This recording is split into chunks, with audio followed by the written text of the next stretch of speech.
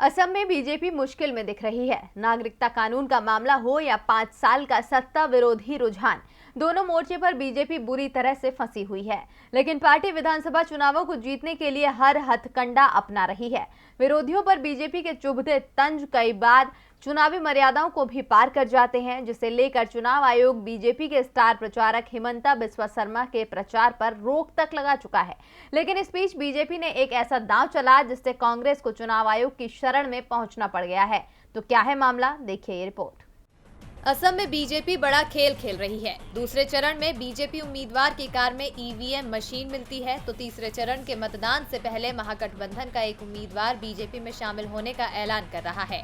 जी हां, असम की तामुलपुर विधानसभा सीट से बीपीएफ उम्मीदवार रंगजा खुंगूर बासुमतरी ने अचानक अपनी उम्मीदवारी वापसी लेने का ऐलान करते हुए बीजेपी में शामिल होने की घोषणा कर दी। बासुमतरी भले ही बीजेपी में शामिल हो गए हों और अपनी उम्मीदवारी वापस लेने का ऐलान कर रहे हों, लेकिन तकनीकी रूप से अभी भी वो तामुलपुर विधानसभा सीट से बीपीएफ उम्मीदवार बने रहेंगे।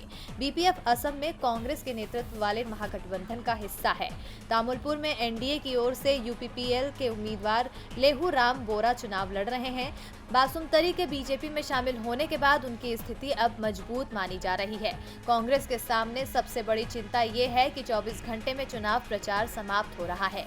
पार्टी दूसरा उम्मीदवार नहीं दे सकती। कांग्रेस की ओर से पूरे मामले की जांच की मांग की गई है। कांग्रेस सांसद मनीष तिवारी ने कहा कि बासुमतरी को भाजपा द्वारा डराया गया, जिसके बाद वो गायब हो गए थे। भारत में चुनाव के दौरान कहीं भी इस तरह की गतिविधियां नहीं हुई।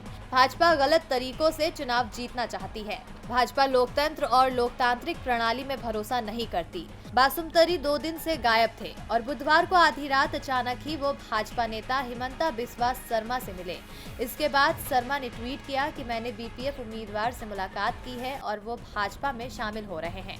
अब कांग्रेस की शिकायत पर चुनाव आयोग शनिवार को इस मामले की सुनवाई करेगा। डीबी लाइव की रिपोर्ट।